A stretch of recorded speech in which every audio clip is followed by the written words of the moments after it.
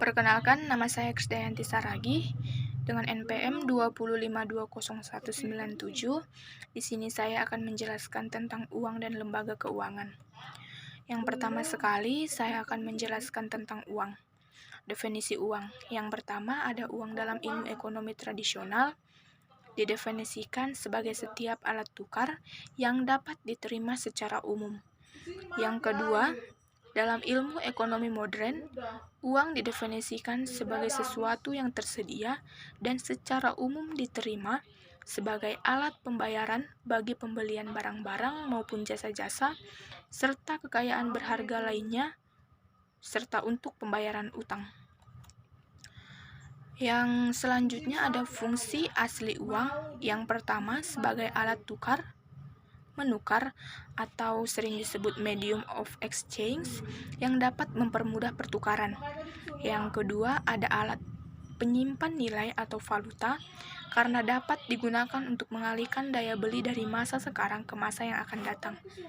Yang ketiga ada standar pembayaran di masa mendatang atau sering disebut sebagai standard of demand payment. Selanjutnya ada syarat-syarat uang, di mana yang pertama itu harus diterima secara umum, yang kedua memiliki nilai tinggi atau dijamin keberadaannya oleh pemerintah yang berkuasa. Yang ketiga, bahan yang dijadikan uang juga harus tahan lama. Yang keempat, kualitasnya cenderung sama. Yang kelima, jumlahnya dapat memenuhi kebutuhan masyarakat. Yang keenam, tidak mudah dipalsukan. Yang ketujuh, harus mudah dibawa dan mudah dibagi tanpa mengurangi nilai.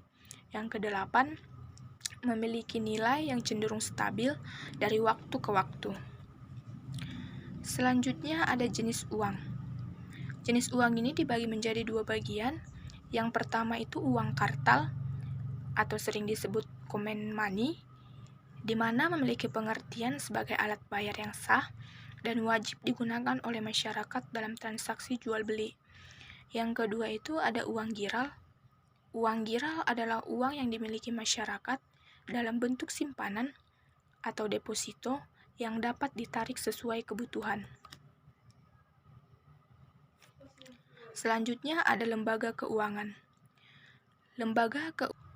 Selanjutnya ada lembaga keuangan. Lembaga keuangan adalah lembaga yang kegiatan utamanya menghimpun dan menyalurkan dana dengan motif mendapatkan keuntungan yang porsi terbesar asetnya adalah finansial.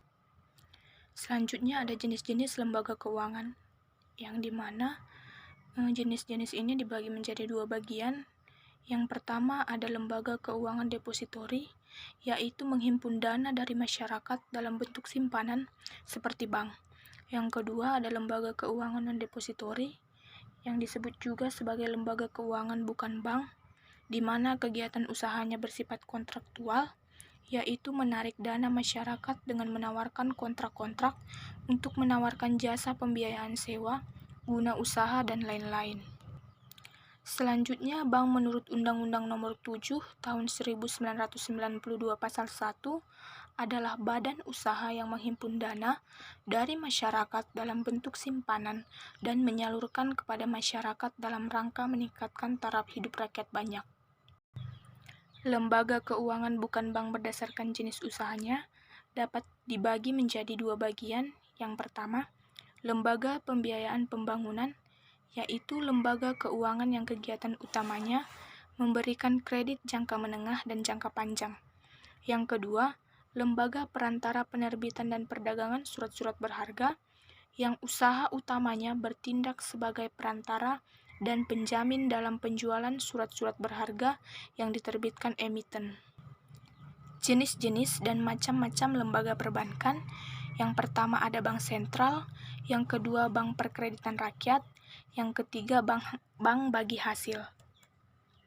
Selanjutnya ada sumber dana bank. Ini dibagi menjadi tiga bagian. Yang pertama ada dana internal, yakni modal bank sendiri.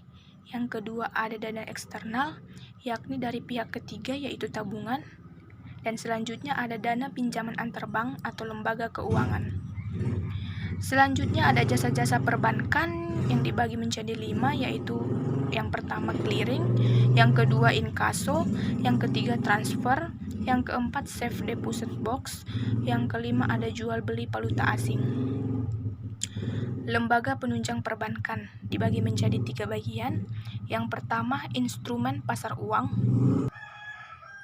yang kedua ada asuransi, di mana memiliki pengertian suatu perjanjian seseorang penanggung mengikatkan diri pada seseorang tertanggung dengan menerima premi untuk memberikan pengganti kepada tertanggung karena suatu kerugian atau untuk memberikan pembayaran yang didasarkan atas meninggal atau hidupnya seseorang yang diperhitungkan. Yang ketiga itu ada leasing, yang dimana memiliki pengertian suatu sistem pembiayaan yang membantu badan usaha dalam mengatasi pembiayaan untuk mendapatkan suatu peralatan lengkap maupun seluruh barang modal yang diperlukan. Demikianlah penjelasan saya tentang uang dan lembaga keuangan. Terima kasih.